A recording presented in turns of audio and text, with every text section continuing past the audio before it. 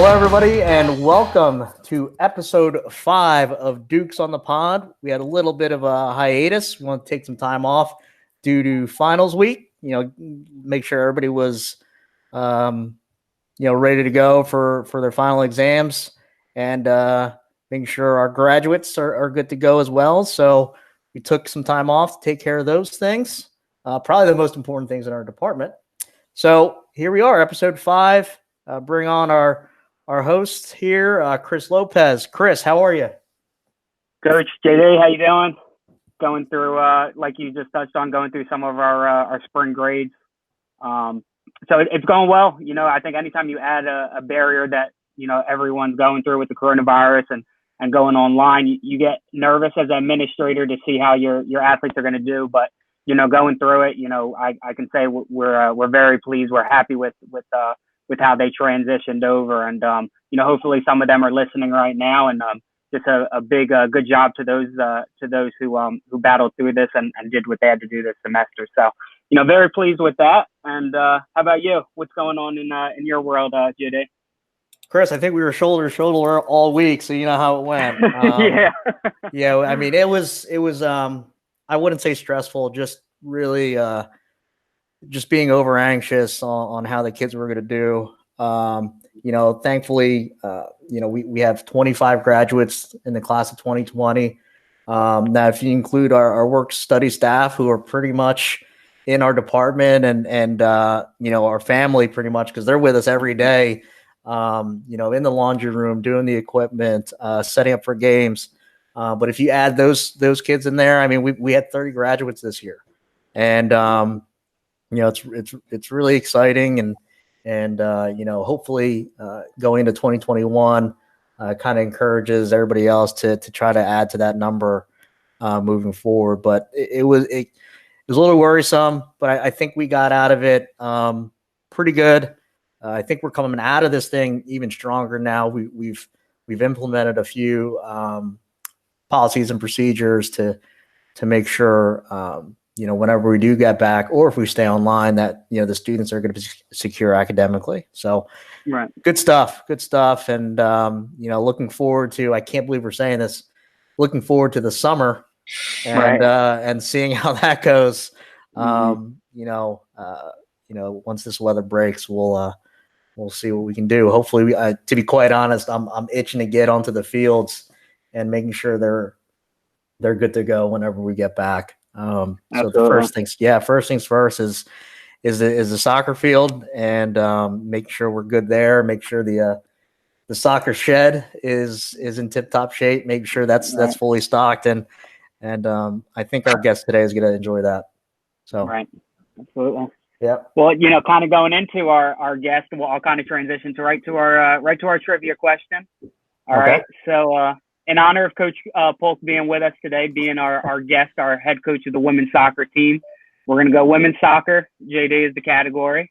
Okay. So, as stated in a past question, our reigning female athlete of the year, student athlete of the year, Kendra Stipes, led the Dukes in goals with 18 in the 2019 season. Right. Can you tell me who led the women's soccer team in assists? Ooh. Was it Allie Patitucci? It was Michaela. Oh, was it? Was How the many answer. 6? 10. Oh, wow. I really undersold this. 10 assists. Yeah. Oh. So I think you might still have more answered right than wrong right now. So, okay, we might be 2 and 2. Okay. 2 and 2. All right, so we might have nodded it up there. Yeah, man. Here's why I thought it was Allie.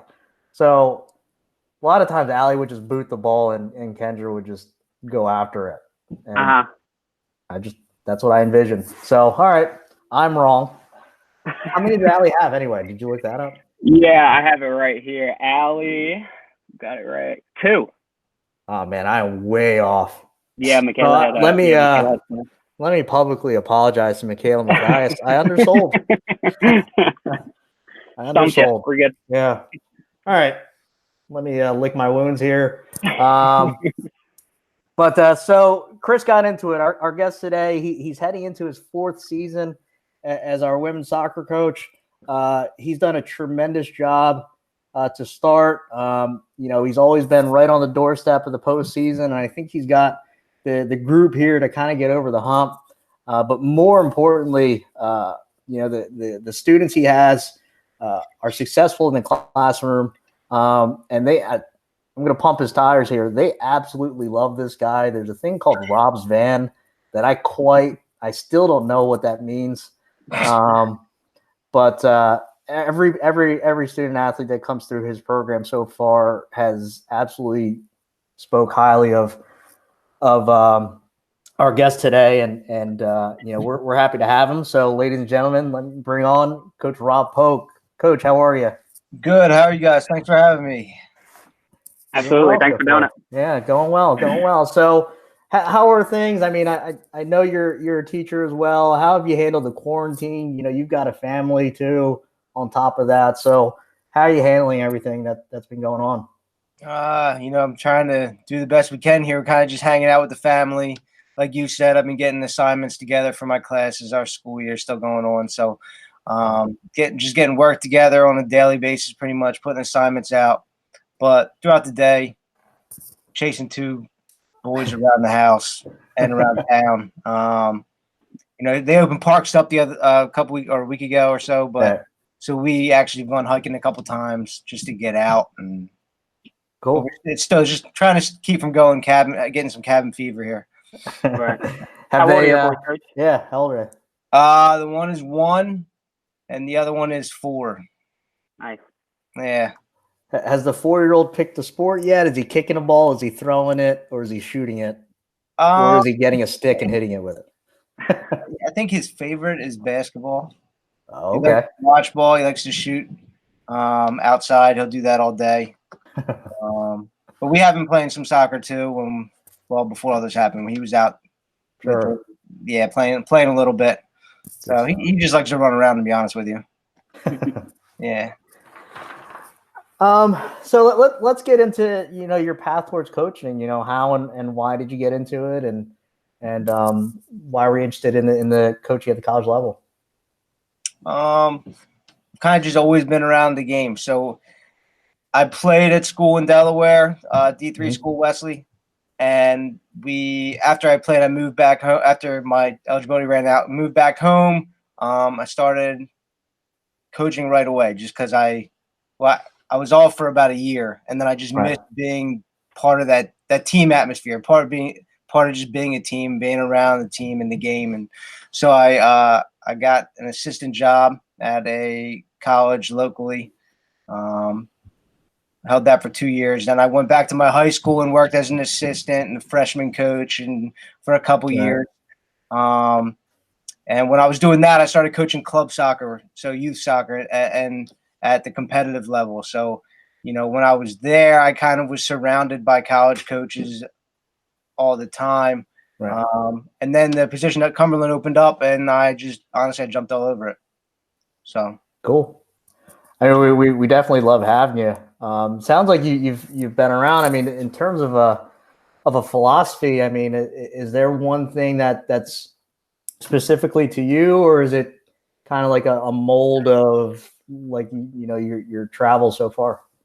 Yeah, I mean, I played for coaches with all different coaching styles. Right. Just kind of just being around and seeing. I like to observe and watch and see how other coaches, not just soccer, how other coaches just do things and handle situations and things like that. But I mean, in terms of philosophy, I coach because I love the game and I love being around it, and I love being around people that share that love for it. So, what I try to do is take what I see from other coaches and my peers, basically, and just kind of work to create a positive learning environment. Just somewhere where players can work on the communication skills and learn responsibility and really work to hold themselves accountable. They do that individually, but they're all trying to do that in hopes of getting team success. When you're around the successful programs, they're the ones whose players are on the same page with those things, with the communication, with the responsibility, and the holding, the accountability, individual accountability. when you get that, you've built a solid foundation. And I think most strong programs are based on those three things. Right. No, I think I think your philosophy is really landing, and I think you've created that culture with the team. So I've really only been around, on a daily basis with the soccer programs for 2 years, and I think each roster that I've been around really understand what you're trying to do.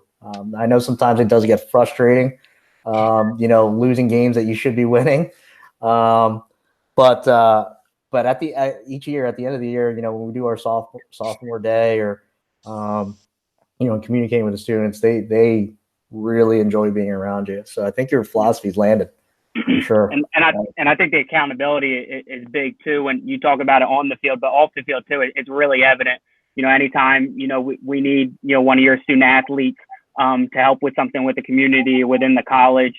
Anytime advising sessions we have. Anytime when it comes to getting grades. Women's soccer. Amongst our other athletes as well, but especially you talk about accountability. It's something that holds true for off the field as well for them. So, that's a good job by your program as well. Thanks. Moving forward, I mean, you talk about passion and everything that you've done and being around the game. I mean, ultimately, what built that love? Was it the game? Was it the teammates? Was it just a mold of everything? Probably, honestly, just a mold of everything. I mean, I started when I was real young, through 4.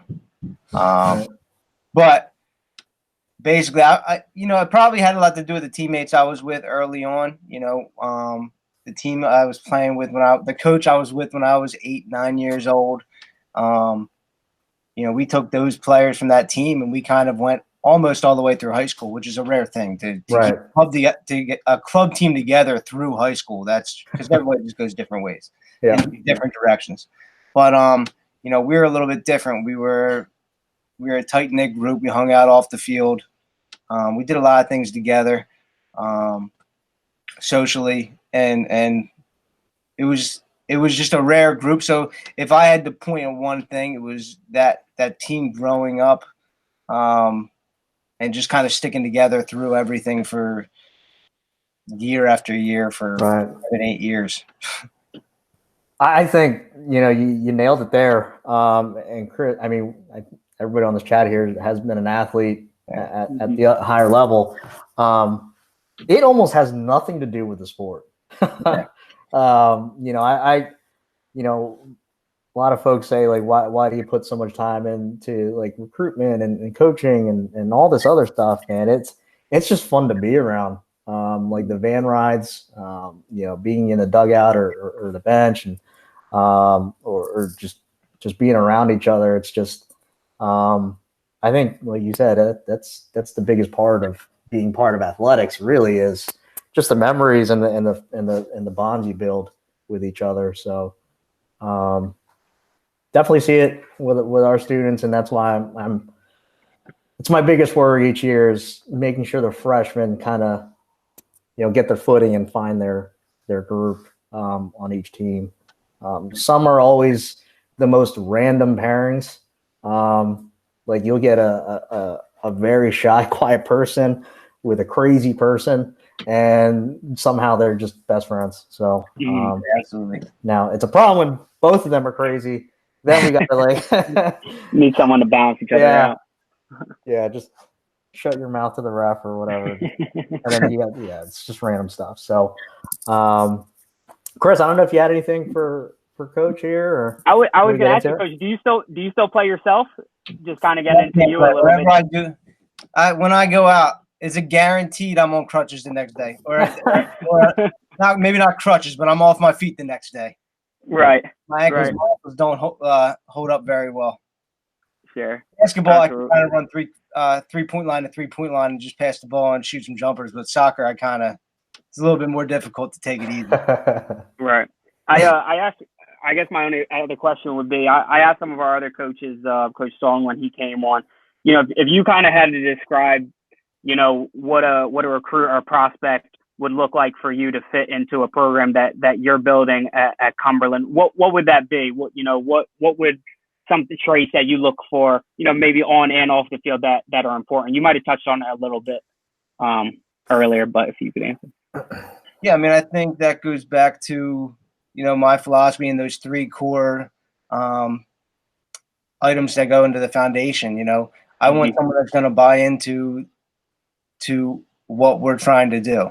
And like you guys were talking about our program and the players that we've had in the past. We've had some great groups in the past, and they're the first ones to step up when something's going to school and you need somebody to work a game or I don't know, or work a fundraiser or something like that. The players that I've had in the past have been great. So right. I want someone that's going to be a player that's going to not just do what we need to do on the field, but also be focused in the classroom. That's one thing. It's great when you don't have to worry about someone in the classroom. It's great. Right. It's great when you know that they're going to get it done in the classroom. Then we can focus on the field and what we want you to do, where we want you to play and those types of things. But it's if I have to worry about you going to class, if I have to worry about you doing your assignments and your professor reaching out to me and things like that, we're not going to – that's just going to distract us from our goal and from the success we can have as a team. Right. So. Absolutely. Good stuff. All right. We're going to move on to the round of 5. So Coach, the next few questions are going to be completely random, and just to have a little fun before we close up shop here. So what I'll do is I'll ask the question, and then all three of us are pretty much going to answer it. So okay. First question is, name the athlete you hate. Hate's a strong word, but an athlete you hate, but would absolutely love to have this person on your team. Could be any sport. Doesn't have to be soccer. I can right away. And if I didn't say this, any of my buddies that were watching this would rip me. So LeBron. Yeah, he would be the one. And just about and rubs me the wrong way. Now, if he was on my team, I'd have his jersey. Right. I'll say it. If he was a Sixer, I'd be rocking that number 6 or whatever. Right. But something about him, I don't think the best player in the league should be the biggest crybaby in the league. Let me step out of the way here, because the other person on this podcast here I can keep rolling. Absolutely loves LeBron James. That is Chris, my guy. What do you have to say? Don't get me started, man. Yeah. I don't know how long we have it. Off the podcast, we'll call. I think we have to get a part 2 where it's just you two going at it.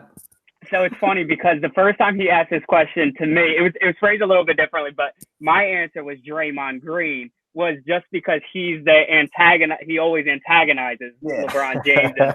And, that's a good one. That's funny. I'm gonna kind of go Last Dance on this. I don't want to say hate because this guy's actually pretty cool. But if he was on somebody else's team and not on yours, I can see how you didn't like him. How about Dennis Rodman from the last Dance? A little before my time, so I didn't have all the know everything about him, but just seems like a guy that I would want on my team. Yeah, I would hate him on my team too, and then love him that he's on our team at the same time. Like I would love it when the ball goes up for the tip, and then I would hate it as soon as the game's over. Yeah, you don't like weekend trips to how does get 2 days off? To blow off some steam. I can go on about that whole situation, but right. Who would you say yours is today? Mine is Michael Irvin on the Dallas Cowboys. Oh, that's a good one too. He is, because he makes a catch. I mean, he made a catch. He doesn't play anymore, but he makes a catch and he makes he made the catch. And his off the field issues and everything. But where I kind of turn on Michael Irvin a little bit, I still don't like him. But I don't know if you guys watched that 30 for 30 with the Miami Hurricanes. How no matter how crazy he got off the field, he was always first at the practice field and last to leave, and he was kind of like a Jordan thing too, where he was challenging the other receivers to work as hard as he was. Right. But again, if I was his teammate, I'd be like, dude, as soon as we're done here, you're gonna go to the famed house that was right down the street from the Dallas Cowboys practice facility and be like, you're going to spend the next 8 hours in there doing God knows what. You have no room to talk. But then he'll outplay you that following Sunday. Yeah, that's right. That's a good one. Yeah, I just did not like him. But I would unretire any number he wants if he were to come play for the Eagles. Right. You can take 5, you can take 60 if you want. Whatever the hell you want to use. Anytime you say dislike for a Cowboy, you will not get any argument from him. It was either him or Emmett Smith. I almost said Emmett Thomas, but Emmett Smith. I would have took either one. Yeah, but Emmett wasn't as I thought. I think he was sneaky. He wasn't as outlandish as Michael Irvin, but I think he did the same stuff. Mm-hmm. That's my conspiracy theory for the day. Next question. If you were given a free vacation each year to the same location, where would it be? Am I first? Don't matter. Whoever wants to take it. You got it, Coach. Jamaica probably. We went to Montego Bay for our honeymoon. I would go back there. If I could go somewhere, if I had to pick somewhere to go every year, the same place, that's where I would go every year. Yeah. Very cool. Very cool. Mine a little bit different. It's vacation, but still kind of sports related. When I was growing up, every year we used to go to spring training Clearwater every single year. So it's something that I really enjoyed, and I could go back year after year just because it's a little bit different. New faces, prospects coming in. Right. You see different teams play. So kind of a jock answer a little bit there, but Clearwater spring training, I could do that every single year, no doubt. So I've never gone, obviously, because right around spring training is baseball season. But I've heard it's like obviously you have the major leaguers there, but it's major league setting in a very small atmosphere, and exactly. I've heard really, and the players are accessible. Mm-hmm. So I've heard it's legit. At some point, I'm gonna go. Yeah, the autographs growing up were unreal. Yeah, at some point I'm gonna go. I just hope I don't get in trouble. You put me that close to professional athletes. I'm not a heckler, but I'm a one-line singer guy. Yeah, so, they will hear you. Yeah, that's why I sit up in the 400 at Citizens Bank and Link Financial. I don't want to be heard. Yeah. My spot. It's it wasn't officially our honeymoon. It's just where we went after our wedding, but we still have yet to, go on our official honeymoon. But I've been twice to Hawaii, and it's awesome. It might be something with my overall look, but the people are awesome. And the food's really good, which is a huge thing for me. A lot of the stuff, I can't believe I paid like $18 for a meal that my mom cooks for like $3 with the supplies. So, it's overpaying for food that you can make, that I've had my entire life, but it's good stuff there. Obviously the weather is what it is. I've never been in the summer, but I've usually gone like during Christmas break, and during Christmas break, it's like 75 and up. So, I do hear it gets to like 100. Obviously, it gets to the hundreds, but it doesn't feel like 100 degrees in Deptford, New Jersey is a lot different than 100 degrees somewhere else. So no doubt. Beaches we've never been, but beaches look unreal.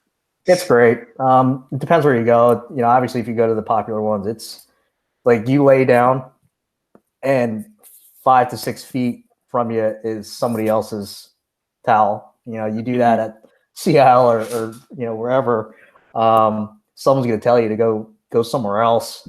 But there it's like common, like you were laying next to people. So a little down, you just got to find like the empty beach. So, but if I were given free, that's going to cost you a pretty penny, but somebody's going to pay for that bill. All right. Next one is the best most unexpected moment in your life. So something that just came out completely out of nowhere.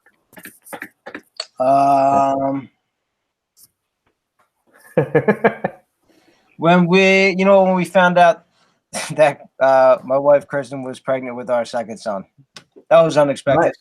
Yeah, and it was we really didn't see it coming. So, and it was a great thing. So, that's awesome. Blessing in disguise there, huh? Yeah. Good stuff. Yeah, I think mine would be. It's gonna sound corny, but kind of when you graduate school, you're applying for jobs. At the time I was in North Carolina, so I was applying for jobs there. Philadelphia, a little bit closer to home. Here, obviously in Byland, and one of the first people to call me was at the time Cumberland County College, and it was an opportunity to come home, to be around people that I was familiar with, in the area I was familiar with, and a place that obviously I care really about. And I don't know if it was always 100% in the plans to come back to Vineland, right. Ever, going to North Carolina, but, opportunity, came about for me to start at the ground level and enrollment at Cumberland and kind of work my way up. And, again, like I just said, it was a blessing in disguise to learn from the people that I did and learn everything that I did, to get to where I am now. So that was unexpected at the moment, but it turned out to be some of the best things that's happened to me. Cool. Awesome. How about you, Joe Day? So, I was thinking about this, as we were going through it. I knew we were going to ask this question. I still couldn't pick one, but I guess when I found out I walked on at St. Joe's, I think only one or two people know this. So, Ken Pistizzi, who was a high school teammate of mine, he walked on at St. Joe's the year prior, and so we weren't great friends, but you're teammates. So and he was a big help to me when I, back then it was playing varsity was extremely difficult. Now I feel like freshman and sophomore there's really no difference now. But he was a big help to me transitioning back then. Then come here, every year you have those preseason meetings, right before the first 3 days of quote unquote tryouts. And I didn't go. I had no plans of playing baseball at St. Joe's. Like 6 or 7 of my buddies went there, and I just was like, oh, if my friends are going there, then I'll go there. And he called me, like he left the meeting, called me. He's like, where the hell are you? And I was like, what are you talking about? He's like, it's a preseason meeting. I said, I'm not playing. He's like, just come to the meeting. You don't have to. So I come out and, met 2 guys there that ended up being in my wedding. And, back then the tryouts were pretty much every weekend. 1 or 2 players weren't there anymore. And I lasted all the way till October, and I still wasn't sure if I wanted to play or not. But toward that, we had like this gray crimson World Series. And, at that point, up until that point, like the guys that I was playing with weren't really supportive. I was a little guy, but I just kept playing well. I mean, it literally was the best I've ever played in my entire life. Like I was making plays I shouldn't be making. I was getting hits off of guys that, if I were to face them now, I'd have, brown stains all over me. But I played really well. And like that weekend, the guys were really supportive of me. I didn't know they, were, they were just friendly. And that's when I was like, man, I really want this. And I didn't think I got it because back then I was, 5'6", 125. Wow. And like the guys around me are like 5'10", 170, 6 foot, 195. And I'm like, there's no way, no matter how well I played, I was like, there's no way I make this team just on the sheer, what's going on. And, I'm in my dorm playing PS2. And, my buddy calls me. He's like, dude, you got to, because back then there was no text. There was no like coaches didn't use email. So everything was on a board. So, field hockey had their own board and everything. All news was posted on that. they would sometimes it would be loose leaf paper with tape. And the roster was posted. And my buddy's like, dude, you got to check this out. And I'm like, nah, man, like, just tell me if I didn't make it. He's like, do you think I'd be calling you? So my dorm was on the complete opposite end. I sprinted down. I sprinted down. I'm picturing it right now. Yeah, I called my I called my mom, my brother, and like it was completely unexpected because I didn't want it. And obviously that has I really believe that day kind of led me to here, because if I didn't play there, I probably wouldn't be in athletics right now. So it was unexpected. How big did that group? How big did that group get down to from start to finish? Walk on to. I think we were down to 35. Okay. But as you'd imagine, a Division I program, first day of fall, there's about 7 guys at each position. Right. So I kind of got a sense like, hey, maybe I'm going to stick around a little bit because I played second base that whole fall. And then, 3 weeks before the Crimson and Gray series, they moved me over to the shortstop. And at shortstop, there was only like 2 guys there. So I went from a group where there was 6 to now 3. And I'm like, maybe they don't see me over there. They see me over here. And then that group from 3 went down to 2, and I was one of the 2. And I started doing the math in my head, but I didn't want to like get my hopes up. I was like, I'm just here because of the Crimson and Gray World Series. Like, somebody's got to play on the Gray team, right? So I was like, I kept trying to talk myself out of it from trying to get invested. And then it just, like I said, my buddy called me, and I sprinted. I left the game on. My buddy. First of all, I was undefeated in my season in that game, and he played and lost. So it was like, I was like, dude, all my hard work. But no, that's just, that was really a long story there. But no, good stuff. Yeah, that was a good weekend to show up. Unexpected. Yeah, like I said, I had no intentions. I remember it vividly. I had like 4 slices of pizza on my tray there. And he's like, drop everything. And I'm like, dude, my declining balance, buddy. Like, I can't. He's like, I'll buy you food. Just come over. And sure enough, he convinced me to go out that first day. And I just kept showing up. So, it was, pretty unexpected. So, anyway, excuse me. Moving on. If you could change one thing in sports, what would it be? I don't know who wants to take this first.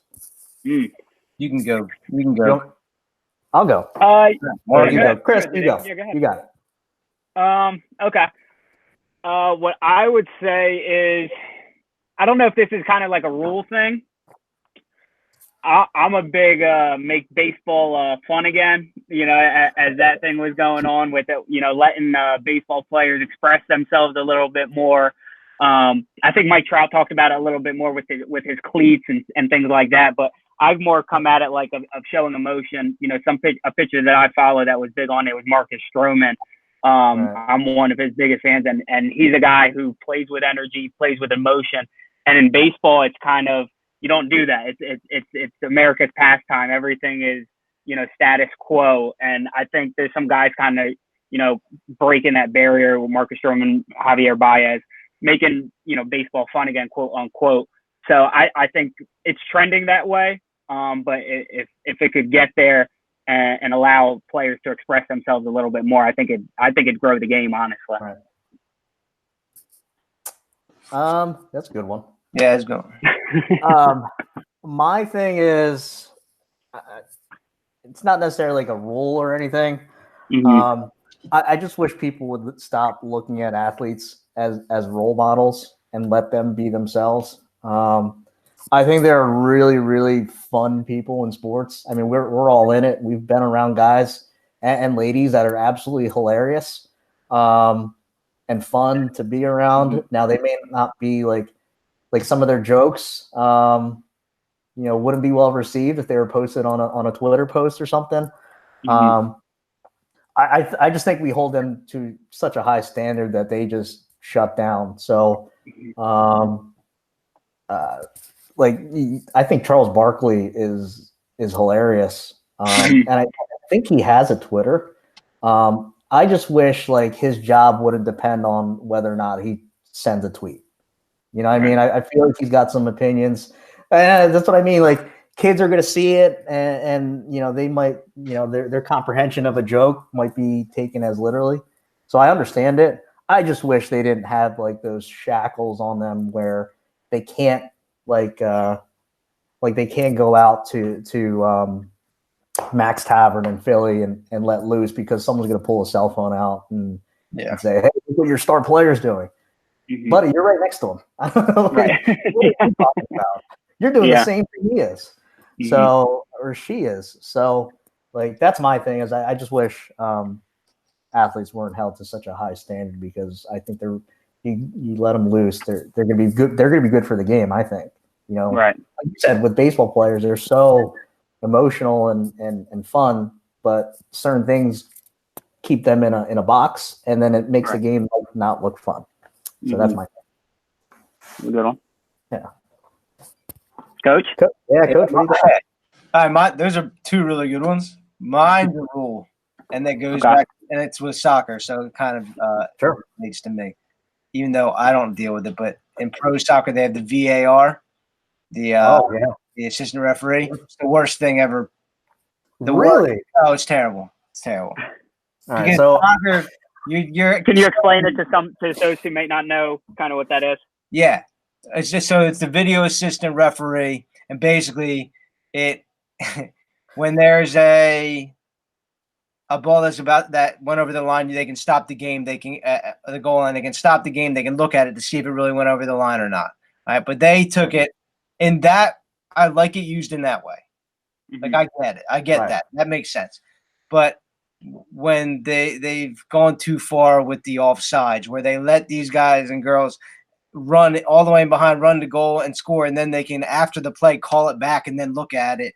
Right. And it just soccer's a game. The part of the thing that's so great about the game is it's free flowing and it's nonstop. And it's gotten to a point now where it's not nonstop anymore. Every 5 seconds, not 5 seconds, every couple minutes, they're stopping to go check something. You know, look, referees are going to make mistakes. They're never going to be perfect. No video camera is going to make them be perfect. I mean, it is, but it's going to kill the game. So you have to kind of weigh the effect that it's having on the game, you know, with that. I don't know. I think it's doing too much. It changed the game a lot. I hear you. So I'm very casual with soccer. The only time I really watch it is either the Euro tournament or the World Cup. Every so often, if I'm up early enough on Sundays, I'll watch, the Premiership on NBC. Yeah. Now, I'm a hockey guy, and they just added that they allow you to challenge offsides and whatnot and penalties. So I think certain penalties like high stick and whatnot. They let the play go. So, I don't think they've had the situation, but now in soccer, you said they stop it. I don't think No, they let it play out. So they let it play out. Same thing. A lot of times. So, honestly, it's at the referees. They're in their headset. I don't know. Right. Yeah, it's up to the center ref. So what happens, and I made this argument in hockey, and I haven't even looked at the rule book because I'm not going to that depth. But so what happens if a goal is scored by the opposing team in that situation? So say Team A, say Team B scores a goal. Wait, what am I trying to say here? I'm trying to say there was a penalty prior, and then a goal is scored by the opposing team. So do you call it back? Team A has the puck. You're talking about hockey, right? So I mean, it could go either way. I mean, and there's the play. It's offsides, and they let it play out. Right. Then a goal. Team B gets the puck or the ball, and they go and score. Right. Now, should that play even have happened? Because you don't know, because technically the play was supposed to be stopped. Right. Mm-hmm. But these questions shouldn't even be asked. That's my point. It shouldn't even be asked. Play the game. This is what you're getting at. Yeah. Exactly. Just right into it.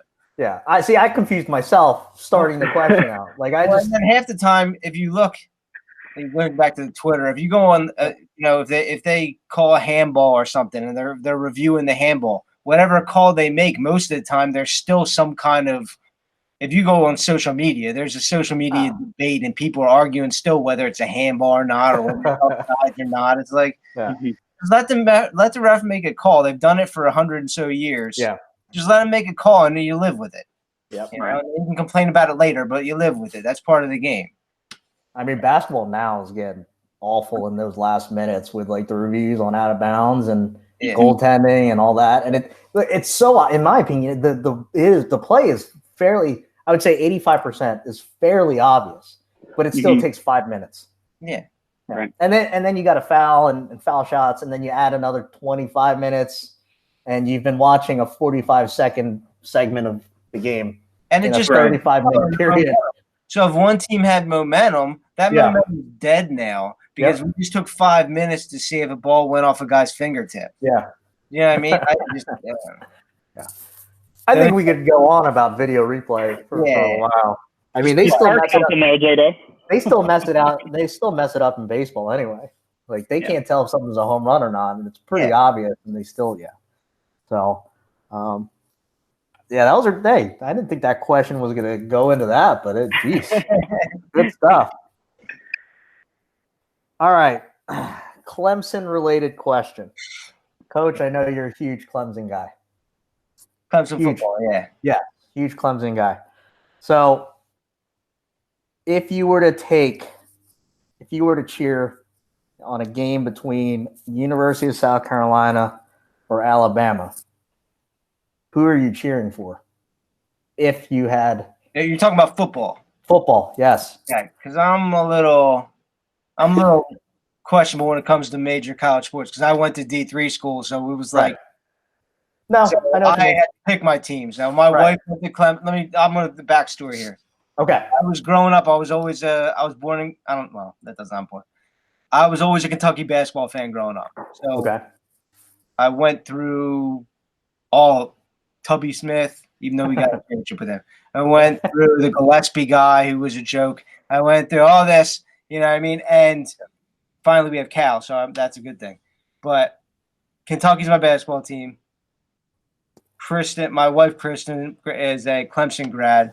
So I was never into college football until probably I started dating her, and then I started following, and now I can talk all day about it. But if I had to choose, so if I had to choose between Bama and South Carolina, a football game, should we bring the wife in and see who she is? You know what? I'm okay with this because my sister-in-law, Kristen's sister, went to Alabama. Oh. So I think that I have an out there. Or are you going to stay out of it? Yeah. I just stay out of it. Yeah. But if I had to pick, I would pick Bama. I don't like Carolina. I don't like South Carolina. Chris, low key though, one of the best college football environments we played at South Carolina. When I was a grad assistant for ECU, my first year, we actually had them on the ropes. We should have won the game. But South Carolina is one of the coolest atmospheres in college football, low key, that not that many people know about. I don't really have a horse in this race. My brother's a huge Alabama fan because he played junior college in Alabama. So he loves Nick Saban in Alabama. So I'd just decide with him. I'd probably go Alabama on that. But again, I don't have a horse in that race. I'm technically an ECU football fan. How about you, Joe? I don't even know who your favorite college football team is. To be quite honest, I don't even know if I have one in terms of college football. I will say this though, I love the Pac-12. I love all that stuff. I just love the Pac-12 in general. So it used to be the Pac-10. I'm used to saying Pac-10, but like baseball, they play the style of play that I like. You know, they don't really go for the big home run. Like they recruit off of like hit and run and speed and contact where, you know, I think everything's shifting. And then basketball, basketball. I don't know if there's a style that they play out there. Football, you see it, the high tempo. I think UCLA is the only one that has like a pro style offense. I just like watching Pac-12 football. Right. It's on late at night, so like usually the 10 o'clock game on Fox. But if I had it, are you still a closet Chip Kelly fan? Is that what you were getting at with the Pac-12? Hey, I think he had good ideas. Right. You can't tell a guy making $11 million, hey, go to bed. Like, shut up, man, I'm making more than you are. Right. But no, if I had to pick, I grew up in this area. It's Penn State. If I had to pick a team, it's just that was the team. Rutgers wasn't really a thing yet. Obviously, Delaware's a 1A team, and Penn State was always on TV. You had Joe Pa. Put aside all the other stuff that's happened, but I like Coach Franklin too. I think he's pretty cool. But in this type of situation, I'd go Gamecocks all the way. Just so we can talk about it. What's that? Just so we can talk about it. No, I visited. I tell Chris. I think I've told Chris this. So one of our former players at Cumberland played for the single A team out there, the Columbia Fireflies. So yeah, we went down there to watch him play. So we were down there. Now it was 4th of July weekend, so it might have been a little amplified, but the town's awesome. Yeah. It is. It's awesome. I forget what it's called. I forget what it's called. 4 points? 5 points? 5 points. Yeah. 5 points. Those stories are for a different podcast. But that's such a great town. And if you talk to people in Columbia, Clemson's in the middle of nowhere, and all it is dust in a football stadium. So, yeah. Pretty nice stadium. Yeah. Some trophies there too, I think. Yeah, a couple. Yeah. Yeah, they I don't think they have one yet. I don't think they have a national championship in South Carolina. So, but yeah, that's that'll close out the round of 5. Coach, thanks for coming on. Do you have a shout out to anybody and any messages you'd like to send out there to any of the listeners or anyone that would listen? I just want to say thanks for having me. It was great. Had a great time. Hopefully we get back out in this field soon. Yeah. Until then, just stay safe, be smart, so we can move through this and get to a point where we can all get back out and do what we like to do on the fields. Good stuff. Good stuff. Chris, do you have anything before we close up shop here? No, I think my message would be just kind of to our students again. Great job finishing up the spring semester with the boundaries and the obstacles that not just us but all student athletes and administrators had to face.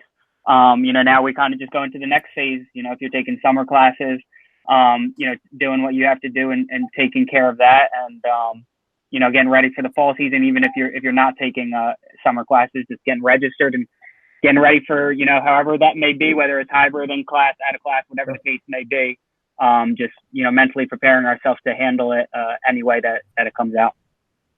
Sure. Yeah. I mean, I hate to be the old man here, but, to any of the students that are listening, definitely, make sure you're checking your emails and everything. A lot of information is coming through, a lot of updates. So I know it's just another thing for you all to work through, but it's definitely needed. So, that said, thank you everybody listening, and we'll hopefully get back real soon with you all for episode 6. So have a great day.